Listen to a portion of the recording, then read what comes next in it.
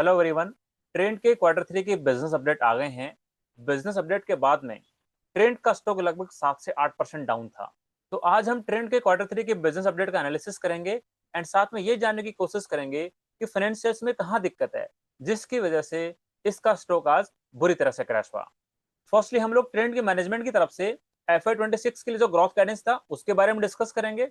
उसके बाद में क्वार्टर थ्री के अंदर जो एक्चुअल नंबर्स की डिलीवरी हुई है उसको मैनेजमेंट के गाइडेंस से कंपेयर करेंगे। एंड लास्टली मैं मेरी तरफ से एक फाइनल रिमार्क सेटिंग रखूंगा जो आप लोगों को हेल्प करेगा इस स्टॉक को आपके पोर्टफोलियो में शॉर्टलिस्ट या रिजेक्ट करने में। चलो ठीक है, डिस्कशन स्टार्ट करते हैं। तो फर्स्ट पॉइंट पिक करते हैं, मैनेजमेंट का क्या ग्रोथ गाइडेंस था। बात करें रेवेन्यू के परस्पेक्टिव से तो मैनेजमेंट का गाइडेंस था कि FY26 के अंदर हमारा रेवेन्यू अराउंड 20 से 22% से ग्रोथ करेगा। बात करें स्टोर एक्सपेंशन के परस्पेक्टिव से तो FY25 कंप्लीट करने के बाद में ट्रेंड के लगभग 1040 के आसपास स्टोर थे। अब एक बार एक्चुअल ग्रोथ नंबर्स की बात कर लेते हैं।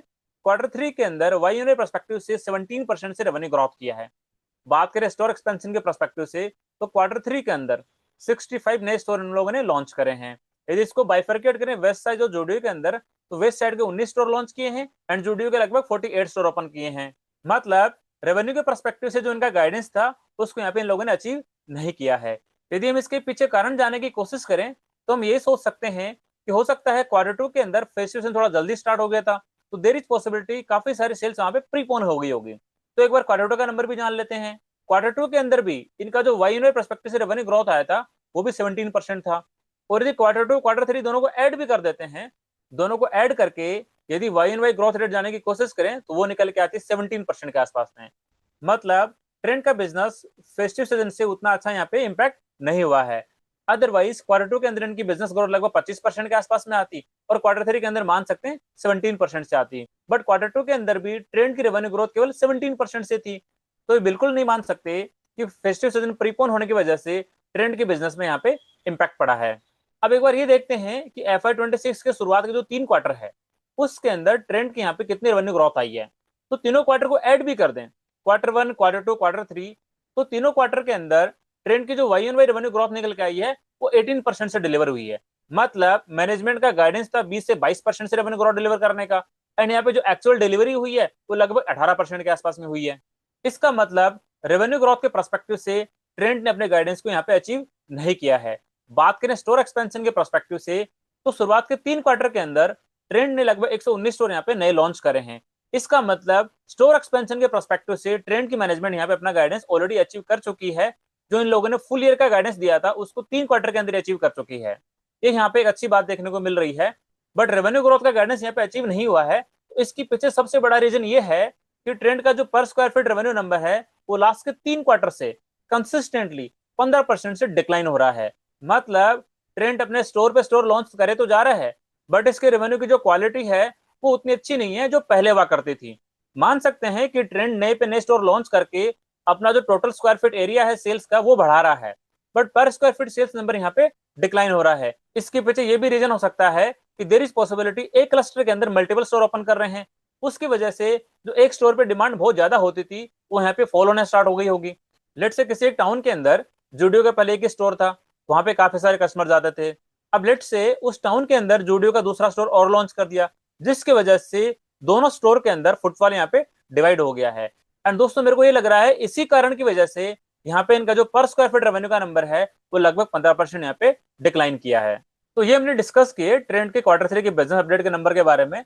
अब ये जानने की कोशिश करते हैं कि क्वार्टर थ्री की बिजनेस अपडेट के बाद में ट्रेंड का स्टॉक 7 से 8% क्यों गिरा। तो आप ये देखो, आज से लगभग 1.5 से 2 साल पहले ट्रेंड का बिजनेस अराउंड 30, 35, 40% से ग्रोथ किया करता था। उस टाइम पे ट्रेंड का प्रॉफिट भी लगभग 30, 35, 40% से ग्रोथ करता था एंड उस टाइम पे ट्रेंड का स्टॉक लगभग 200 के प्राइस टू अर्निंग रेशियो पे ट्रेड करता था। एंड यदि बात करें EBIT टू EBITDA की तो उस टाइम पे ट्रेंड का स्टॉक लगभग 100 के EBIT टू EBITDA पे ट्रेड किया करता था।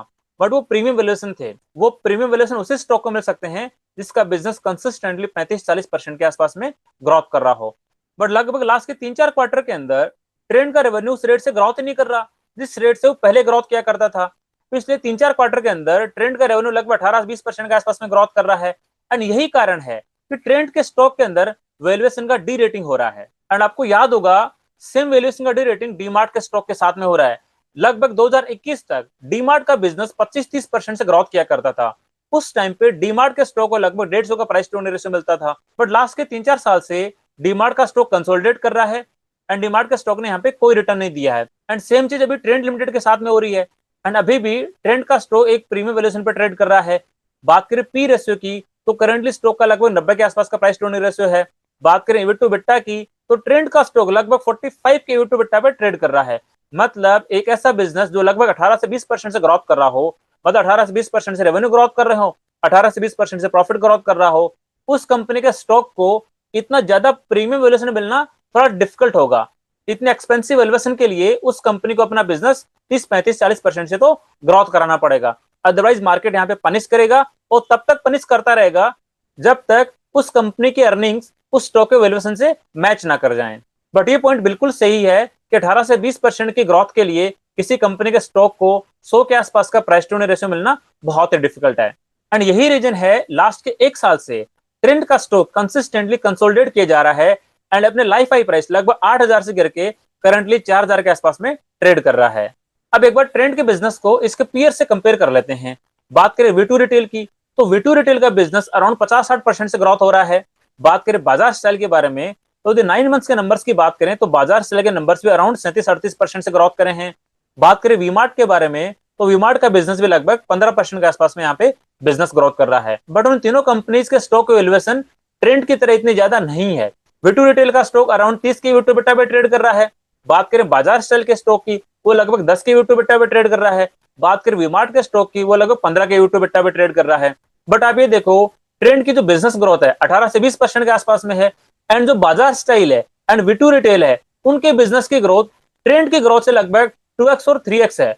बट उनके स्टॉक भी ट्रेंड के स्टॉक के जितने वैल्यूएशन पे ट्रेड नहीं कर रहे हैं।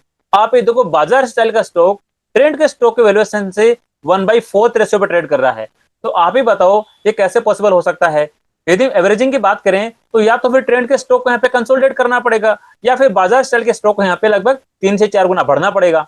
ये जस्ट मैंने वैल्यूएशन के पर्सपेक्टिव से मेरा पॉइंट ऑफ व्यू बताया है, आपका पॉइंट ऑफ व्यू थोड़ा और डिफरेंट हो सकता है। बट मैं ये कहना चाहता हूं कि जिस बिजनेस के स्टॉक की वैल्यूएशन सबसे कम है और यदि उस कंपनी का बिजनेस बहुत अच्छे रेट से ग्रोथ कर रहा है तो बहुत ज्यादा चांसेज हैं कि उस कंपनी के स्टॉक के वैल्यूएशन के अंदर यहाँ पे री रेटिंग अपवर्ड डायरेक्शन देखने को मिल सकती है, जबकि ट्रेंड के स्टॉक के अंदर यहाँ पे वैल्यूएशन की डी रेटिंग डाउनवर्ड साइड में देखने को मिल रही है, बिकॉज अर्निंग्स का नंबर यहाँ पे वैल्यूएशन को कैच ही नहीं कर पा रहा है। एंड साथ में आप ये भी देख लो कि वी टू रिटेल के बिजनेस की ग्रोथ ट्रेंड के बिजनेस से लगभग 3 टाइम्स है, उसके बावजूद भी वी टू रिटेल का स्टॉक लगभग 30 के इबिट टू बिट्टा पे ट्रेड कर रहा है। मतलब रेवेन्यू ग्रोथ 3 टाइम्स होने के बावजूद भी ट्रेंड के स्टॉक के वैल्यूएशन से बहुत ही कम वैल्यूएशन पे वी टू रिटेल का स्टॉक यहाँ पे ट्रेड कर रहा है। तो अब आप ही बताओ कि ट्रेंड के स्टॉक के जितने हाई वैल्यूएशन इन तीनों कंपनीज में से कौन सा स्टॉक को मिलनी चाहिए। तो जस्ट मैंने मेरा पर्सपेक्टिव शेयर किया है कि मेरी तरफ से कोई स्टॉक रिकमेंडेशंस नहीं है। आप लोग अपनी खुद की रिसर्च करना, खुद का एनालिसिस करना, उसके बाद में ही डिसाइड करना कि कौन सा स्टॉक के अंदर आपको इन्वेस्टमेंट करना है या फिर नहीं करना है। एंड यदि वीडियो आपको पसंद आया है तो लाइक जरूर करना एंड चैनल को सब्सक्राइब करना बिल्कुल मत भूलना। एंड साथ में ये वीडियो अपने फ्रेंड सर्कल में जरूर शेयर करना ताकि साथ में ही वो भी अवेयर हो सके एंड इन्वेस्टिंग से रिलेटेड एटलीस्ट गलत डिसीजन ना ले सकें। तो ठीक है, आज की वीडियो में इतना ही, मिलते हैं नेक्स्ट वीडियो में, तब तक के लिए थैंक यू।